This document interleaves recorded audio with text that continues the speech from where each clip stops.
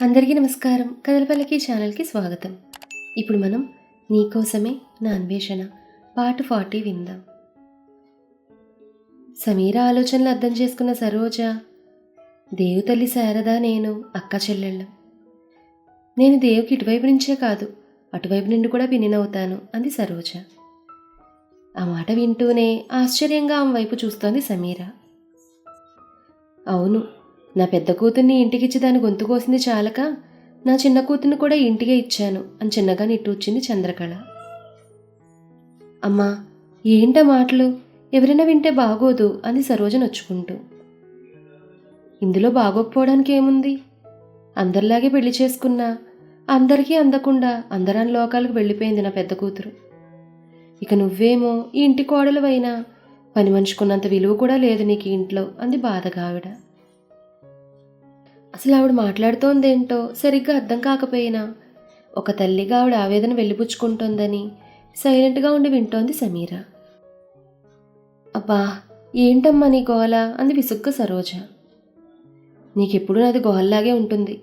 నీ తల మీద కొరివిదెయ్యంలా కూర్చుని ఇంటి తాళాలు గుప్పిడి పెట్టుకున్న దాని గురించి మాత్రం ఏమాత్రం పట్టింపు ఉండదు నీకు అంది అసహనంగా చంద్రకళ. అబ్బా అమ్మా, ఈ కాపు, అక్క వింటే బాగోదు అంది సరోజ. మధ్యలో ఈ అక్కెవరు? ఓహో, కౌసల్య అత్తయ్య గురించి మాట్లాడుతున్నారా బామ్మగారు అనుకుంటుంది సమీర. అక్కెవరే అక్క? అరటి తొక్క మొహం అదీను. కౌసల్య అని పేరు పెట్టుకున్నంత మాత్రాన రాముళ్లాంటి నా మనవడికి తల్లి అయిపోతుందా చెప్పు అందావిడ. సరోజ చుట్టూ చూస్తూ ఎక్కడ కౌసల్య తన తల్లి మాటలు వింటుందో అని భయపడుతోంది సరోజ. చెప్పాలంటే దాని జీవితకాలంలో అది చేసిన ఒకే ఒక్క మంచి పని నా మనవడికి ఇంత అందమైన సంస్కారం ఉన్న భార్యను తెచ్చిపెట్టడం అంది సమీర వైపు చూస్తూ. అది నిజమే అన్నట్టుగా చిన్నగా నిట్టూర్చింది సరోజ.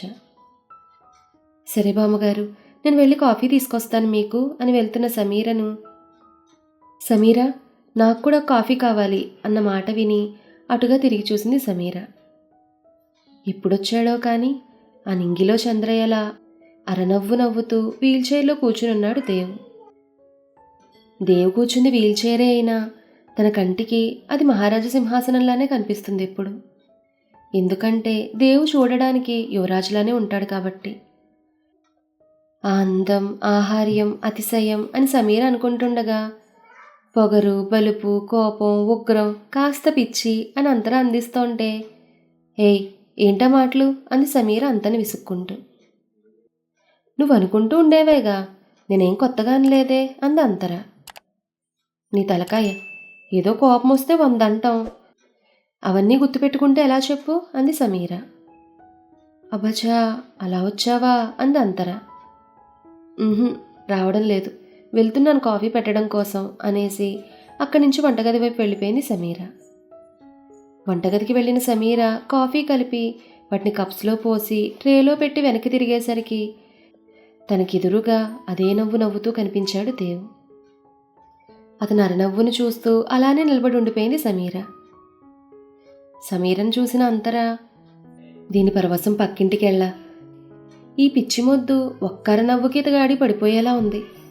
ఇక బాబు పూర్తిగా నవ్వితే బిడ్డ ఏమైపోతుందో ఏంటో అనుకుంటోంది అంతరా. తననే చూస్తున్న దేవ్ వైపు తడబడుతూ చూస్తూ, ఏం కావాలి అంది సమీర. కాఫీ నువ్వే తాగించాలి అన్నాడు వెనక్కి వాలి స్టైల్గా చైర్లో రిలాక్స్ అవుతూ దేవు. కానీ బామ్మగారికి అంది బయటకు చూస్తూ సమీర. ఇచ్చేసిరా, ఐ విల్ వెయిట్ హియర్ అన్నాడు దేవ్. అంటూ ఒక కప్పు అక్కడే కిచెన్ గట్టు మీద ఉంచి 2వ కప్పు పట్టుకుని హాల్లోకి వెళ్ళింది సమీర. వెళ్తున్న సమీరను చూస్తూ నాట్ బ్యాడ్ అనుకున్నాడు దేవ్. చంద్రకళకు కాఫీ అందించి వెనుతిరుగుతున్న సమీరను, ఎక్కడికి తల్లి, ఇలా వచ్చి కూర్చో, నీతో కాస్త మాట్లాడాలి అందావిడ. అది నేను అంటూ వంటగది వైపు చూస్తోంది సమీర. అవును, దేవి ఇందాకిటొచ్చాడు, మాట్లాడేలోపే మాయమయ్యాడు, ఎక్కడికి వెళ్ళాడు అందావిడ చుట్టూ చూస్తూ. ఇక్కడే ఉన్నానమ్మమ్మా అంటూ, ఎలా ఉన్నావు అన్నాడు ఆమె పాదాలను తాకుతూ. బాగున్నాన్రా కన్నా, నువ్వెలా ఉన్నావు అంది దేవుని ఆత్మీయంగా గుండెలో హత్తుకుని. నేను కూడా బాగున్నానమ్మమ్మా అంటూ సమీర వైపు చూశాడు. నా కాఫీ ఏది అన్నట్టుగా. నేనెలా మీకిందరి ముందు తాగించాలి నేను అన్నట్టుగా అయోమయంగా చూస్తోంది సమీర. దేవు చెంపల్ని ప్రేమగా నిమురుతూ, ఇన్ని రోజులకు నువ్వు ఒక ఇంటివాడివయ్యావు, అదే నాకు గొప్ప సంతోషం అందావిడ. అదేంటమ్మమ్మా, అన్నయ్య ఒక ఇంటివాడవడమేంటి? మనకున్న అన్ని ఇల్లులు, విల్లాలు, ఫామ్ హౌస్లు అన్నీ అన్నయ్య పేరు మీదేగా ఉన్నాయి అంది బుగ్గన వేలు వేసుకుని. చాలు ఉన్నాయి, అదేగా నా భయం. వాటి వల్లే వీడికి గతి పట్టింది. ఏదో దేవుడి దయ వల్ల బ్రతికి బయటపడ్డాడు అంది చచ్చుపడిపోయిన దేవు కాళ్ళను ముట్టుకుంటూ. అదేం కాదమ్మమ్మా, it was just an accident అంతే అన్నాడు దేవు కొట్టిపారేస్తూ. అది యాక్సిడెంట్, నేను ఒప్పుకుంటాను, కానీ దాన్ని చేయించింది ఎవరు అంది కోపంగా పళ్ళు కొరుకుతూ. దానికి సమాధానం దేవు దగ్గర కూడా లేదు.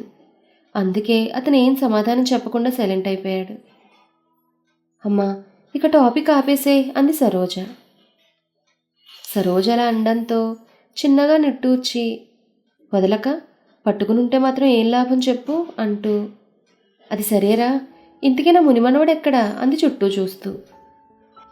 అంతలో హే బిగ్ రాణి వచ్చింది అంటూ గెంతుకుంటూ వచ్చి ఆమె ఒళ్ళో వాలిపోయాడు బన్నీ.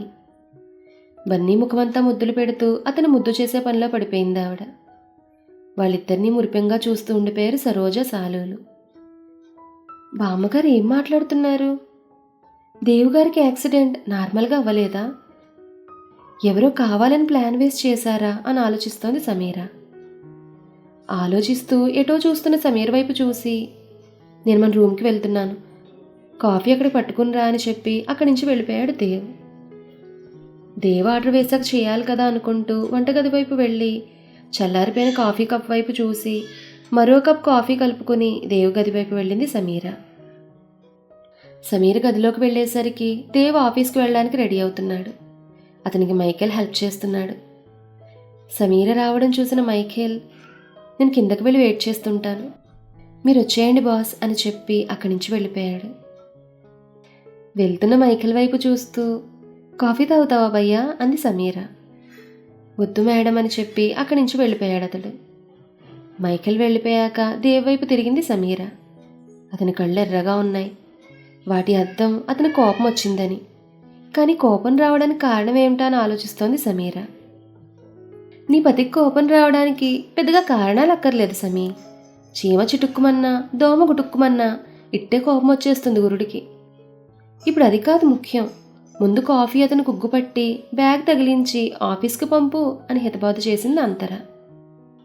అవును కదా అనుకుంటూ, కాఫీ అంది తడబడుతూ భయం భయంగా సమీర. సమీరను కోపంగా చూస్తూ, నువ్వు నాకు బన్నీకి మాత్రమే సేవలు చేయాలి స్టూపిడ్, ఇంట్లో ఉన్న వాళ్ళందరికీ కాదు, గాట్ ఇట్ అన్నాడు దేవ్. అంటూ కాఫీ అంది మూతికి అందిస్తూ.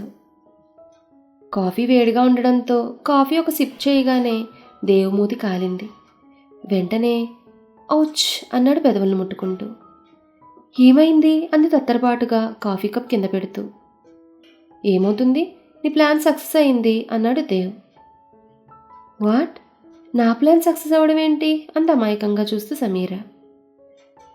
నా మూతి కాల్చేస్తే ఇక నాకు ఫుడ్ పెట్టని అవసరం లేదని ప్లాన్ చేసావు కదా అన్నాడు పెదవులను తడుముకుంటూ దేవ్.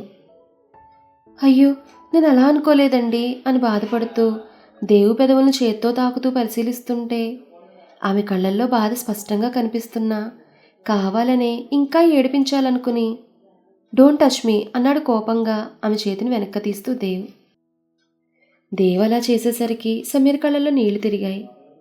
దాంతో ఆమె నీళ్లు నిండిన కళ్ళతో, నాకు నిజంగా ఇంటెన్షన్ లేదండి అంది కూరుకుపోయిన స్వరంతో. సమీర కళ్ళలో నీళ్లు చూసిన దేవుకి ఒక క్షణం ఏదోలా అయిపోయింది. అందుకే సరే వదిలే అన్నాడు నార్మల్ అవుతూ. అంటూ వెనుక తిరుగుతున్న ఆమె చేతిని పట్టుకుని తన వైపు తిప్పుకుని, మిగిలిన కాఫీ ఎవరు తాగిస్తారు, దానికోసం నేను ఇంకో పెళ్లి చేసుకోవాలా అన్నాడు కళ్ళెగరేస్తూ దేవు. ఆ మాట కళ్ళలో నీళ్లు పోయి చిరుకోపం చేరి, చేసుకోండి ఎవరొద్దన్నారు, నేను ఎలాగూ బన్నీకి తల్లిగానే కదా వచ్చాను అంది మూతి బిగిస్తూ. అంతే, పట్టుకున్న ఆమె చేతిని వెనక్కి మడుస్తూ ఆమెను మీదకు లాక్కున్నాడు దేవ్. సడన్గా దేవ్ అలా చేసేసరికి సమీర అమాంతం వెళ్ళి దేవుళ్ళో పడిపోయింది.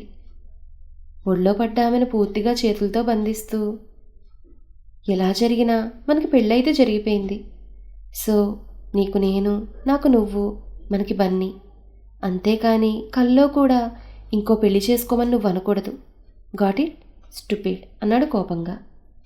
అతను అలా గట్టిగా బంధించేసరికి చేతులు నొప్పి పుడుతుంటే దేవుని విడిపించుకుని వెనక్కి లేస్తూ, నేనేమీ చేసుకోమని అనలేదు, తమరే చేసుకుంటానన్నారు అంటూ కాఫీ కప్ని దేవు నోటికి అందించింది సమీర. కాఫీ సిప్ చేస్తూ నేరేడు పళ్ళలాంటి ఆమె కళ్ళలోకి చూస్తూ, ఎందుకు ఏడ్చావు అన్నాడు దేవ్. గట్టిగా అరిస్తే ఏడవక చిలకలా చిరునవ్వులు చిందిస్తారా ఎవరైనా అంది చిరుకోపంగా సమీర. అరవడం నా వీక్నెస్ అన్నాడు దేవ్. ఏడవడం మా ఆడాళ్ళ వీక్నెస్ అంది బదులుగా సమీర. అయినా కూడా నువ్వు ఏడవకూడదు అన్నాడు దేవ్.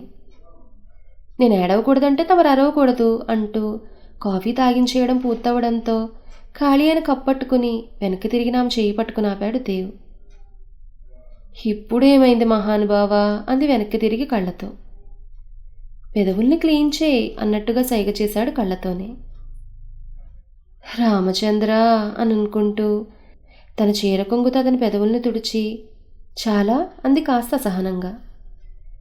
చాలదు అంటూ ఆమెను మళ్ళీ అమాంతం ఒళ్ళోకి లాక్కుని, నాలాంటి వాడిని పెళ్లి చేసుకున్నావు, నీకు బాధగా లేదా అన్నాడు ఆమె కళ్ళలోకి చూస్తూ. మీకేం తక్కువ?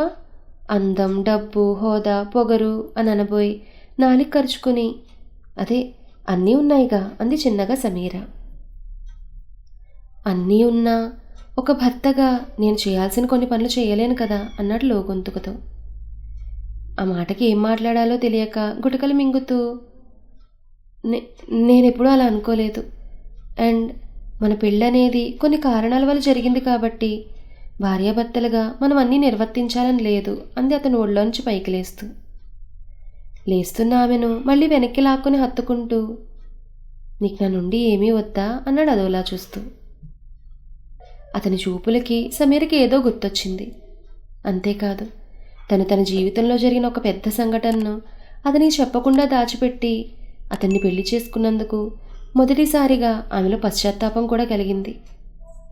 అందుకే అతని వైపు చూస్తూ, దేవ్గారు నేను మీతో ఒకటి చెప్పాలి అంది తడబడుతూ.